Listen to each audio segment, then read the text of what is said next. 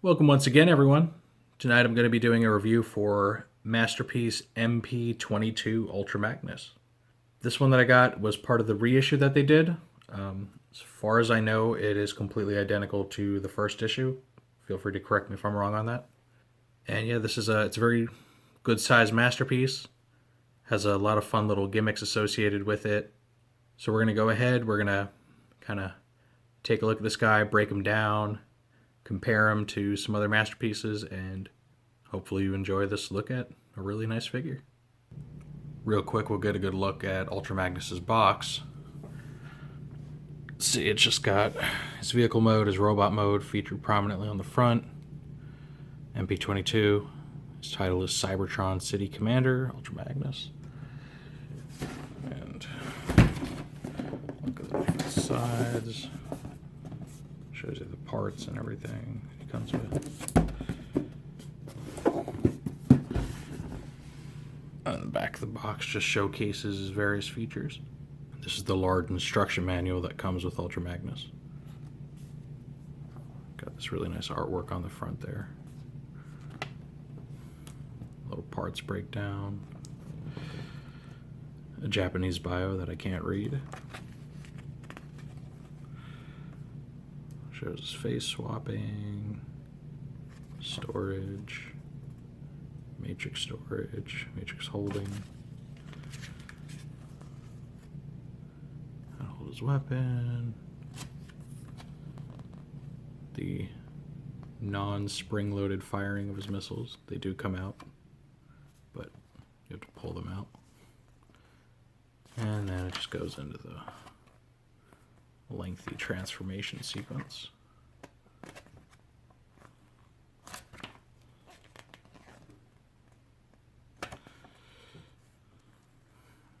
This is vehicle mode. Showing off the different functions for that.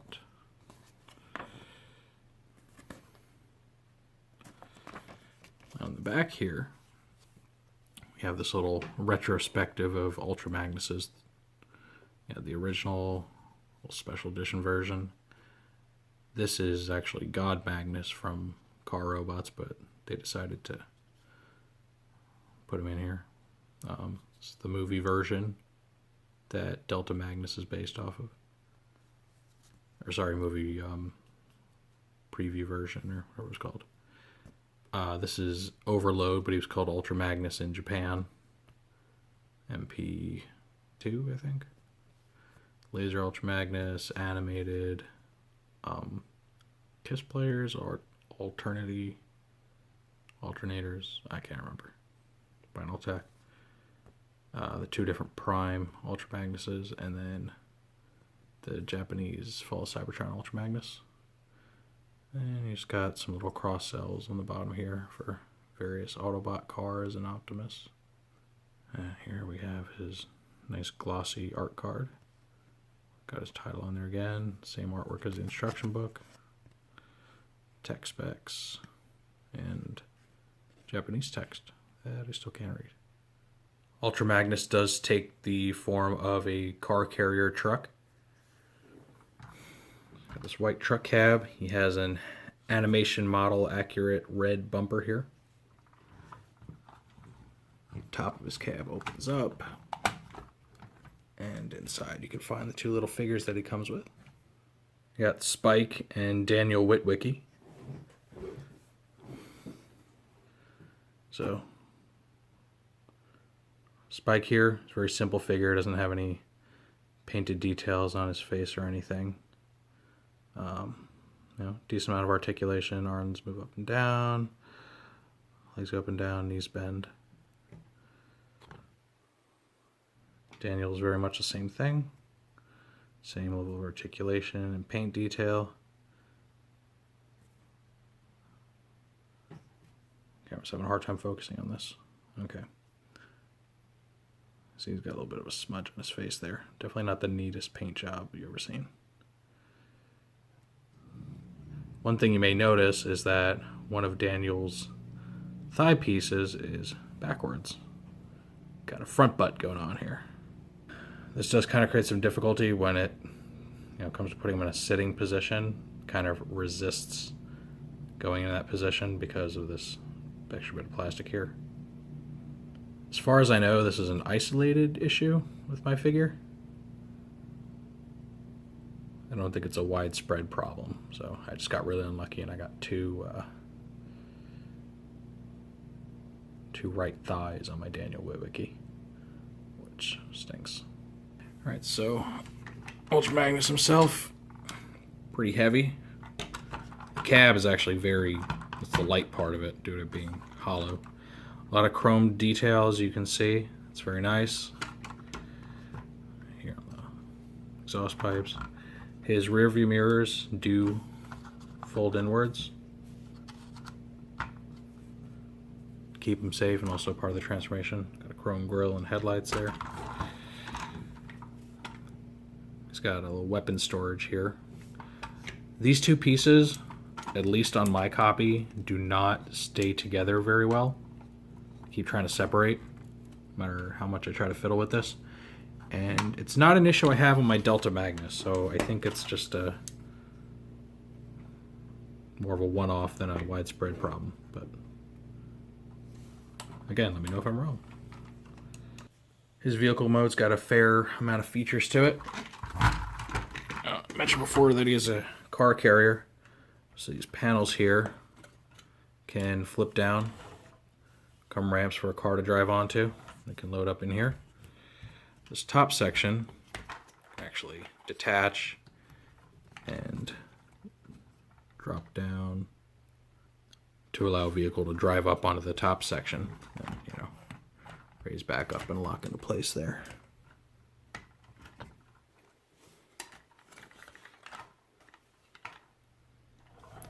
His little missile launcher things here, they actually have two configurations that you can use. This is a standard or animation accurate configuration. However,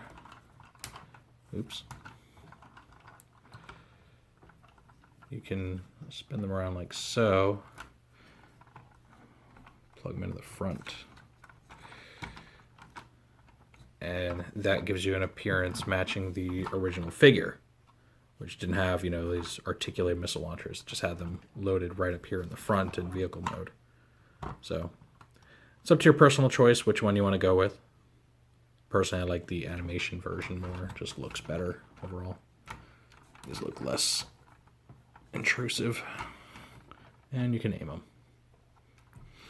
Yeah. Final little feature for this mode is that his cab can actually detach. Just push this little button here, pull that out, and it can come off. Do its own thing. Now, anyone that's not intimately familiar with this might be wondering if his cab turns into some sort of mini white Optimus Prime. The answer is sadly no. I was disappointed to find that out myself.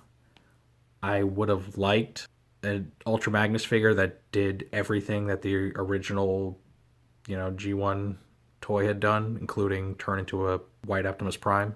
But I can also understand why it doesn't. These things are hard enough to engineer as they are, so somehow incorporating basically an MP-10 Optimus into this whole setup would have been a nightmare, if not impossible. So, if you have to choose between a white Optimus or a really good-looking full-size Ultra Magnus, most people, I think, are going to go with the latter. Here I've got him hauling cars alongside his mold mate Delta Magnus, just so you guys can see that little comparison. So you can fit two cars in the top or bottom layer, two cars in the top layer. Not all of the cars fit quite as well as others, unfortunately. Depending on their different sizes and shapes, their wheels may not line up with like the little grooves and stuff meant to kind of hold them in place there. And I've gone ahead and thrown in MP-10 Optimus here just so you can see how the three cabs kind of stack up against each other. The Magnus cabs were designed specifically to mimic Optimus's cab as much as possible. And as far as the front portion, they do that very, very well. Almost identical. Here are the cabs of MP-10 and 22. So I can show you the major difference between them. This back section here. Let's see, Optimus has all this extra bulk because, you know, pretty much comprises his whole lower body there. Magnus is a lot more flat. Sadly, these two can't tow each other's trailers due to their rear sections being at different elevations and using completely different connector methods. He's got kind of more intricate one. He's just got slots that his trailer pegs into. For anyone wondering, yes, that is a big old scratch on the paint of my MP-10. Makes me die a little inside every time I look at it. Okay, so let's go ahead and get this guy in his robot mode. And here we have Ultra Magnus in his very impressive robot mode. You can see this is very large, much bigger than Optimus Prime. He does have a little butt flap thing, which I know a lot of people really don't like. But I guess they couldn't figure out anything better to do with it. He's a very imposing figure. Has a lot of articulation. Shoulders go every which way. Bicep swivel. Elbow articulation. That's all ratcheted there. Hands are on ball joints. And got the index finger that opens and closes on its own. The rest of the fingers are on their own hinge. Head's on kind of a double joint there. Unfortunately, this up and down joint's a little floppy, which kind of detracts from my liking of the figure a bit. He's got really wide feet. He has these faux wheels, which replace the actual wheels from his vehicle mode, so that they're less obtrusive and they look, you know, they kind of shrink down like they would in the cartoon. He's got his kind of lavender-ish colored weapon here. Your standard Masterpiece slot system. One QC issue I found, at least on my copy of the figure, and I don't have this issue with my Delta Magnus, that this little cod piece flap thing here, it's supposed to tab in tightly right there, and it really doesn't. It kind of flaps around. And it's not a huge issue, not something most people are going to notice, but it does bother me, and for a figure that has a price tag like this one does, a number of QC issues I found on my copy are just kind of unacceptable. And yeah, he's very neat just to look at as is, without considering anything else he does, but lucky for us, he does a fair amount.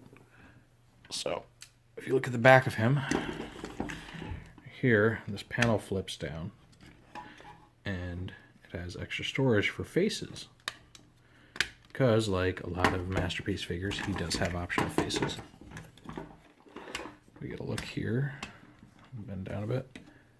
This front bit of his helmet comes off there to reveal a white Optimus Prime face underneath, which is an obvious callback to his history of having a mini white Optimus Prime inside of him. There's a standard face. Just attaches there like this. He has two versions. He has just kind of a stern face and a screaming face. So you can have these. He's got some blue stuff on him. You could have these, you know, dramatic poses of him fighting or holding the Matrix. More on that in a second. Now, if you're willing to buy Delta Magnus, he actually came with 2 additional faceplates for Ultra Magnus that mimic the 2 he already comes with, except they've given him these bigger, like, bug eyes to match his appearance in the 1980s cartoon.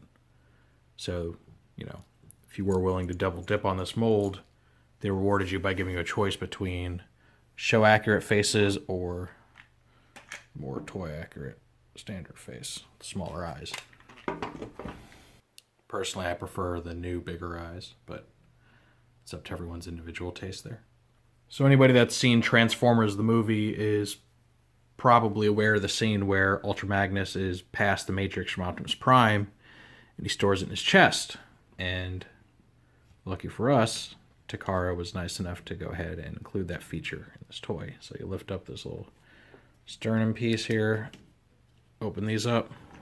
He's got this very highly detailed inner chamber, the perfect spot to put the matrix, and it's designed to hold the matrix of leadership from the MP-10 Optimus Prime right there. And you just put in like that. Fits in not as tightly as it does into the MP-10 figure, but I'm actually okay with that because the accessory is kind of a pain to get out of there. But yeah, so you can have him store it in his chest if you'd like to. Gives him a little bit of kind of extra detail there in his chest. But holding it in his chest is not the only thing this Ultra Magnus can do. He comes with an extra pair of hands that, unlike his standard hands, are actually made of like a rubber. They're in like a closed fist position, and they have these kind of slots in the knuckles where you stick the matrix. Standard hands do pop off fairly easily. I said fairly. Probably the last time I'm going to stick these hands on because I'm worried about wearing out the ball joint on this. So here you go. They really don't like to come off. So you get the old matrix fists on there. Take the matrix there. This is why they made it out of rubber, so you don't want them tearing up the chrome on the matrix. We just go ahead and kind of stick it in the slots here in his fists.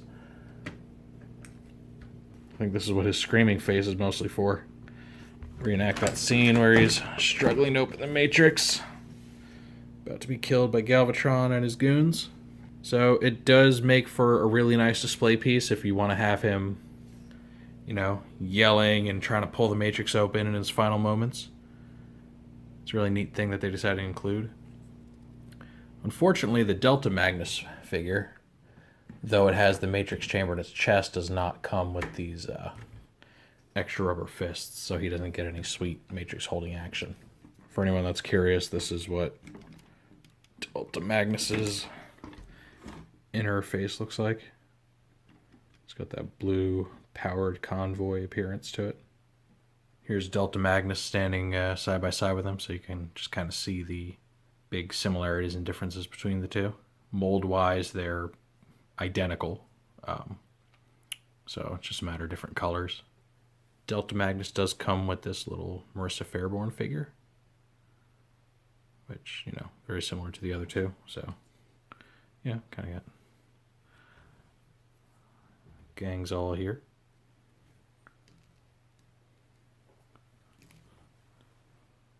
Alright, and just because I can, here's the whole cast of our little video today.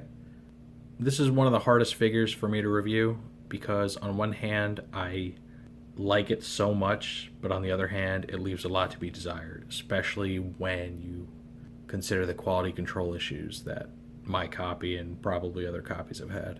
It's not the best or the most well-designed masterpiece figure ever made. I would call it the quintessential version of Ultra Magnus. If you were trying to, you know, pick one to be your Ultra Magnus, this would be it. He's got the size, he's got the looks down, and then, you know, if you do have the optional face plates, you can get him really how you want him. He comes with a very high price tag, being a large masterpiece figure. At this point, he's probably pretty hard to find because I'm sure the reissues have sold out by now.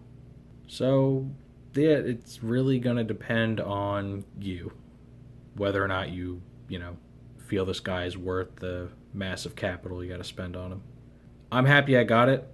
I do wish that some of those QC issues would have been removed before I went and dropped the money on it, but yeah, that's how I feel about it. So I'm going to go ahead and cut it off here. Hope you enjoyed this look at MP-22 Ultra Magnus. Let me know down below what you thought of the figure, what you think of the review, and I will see you all next time.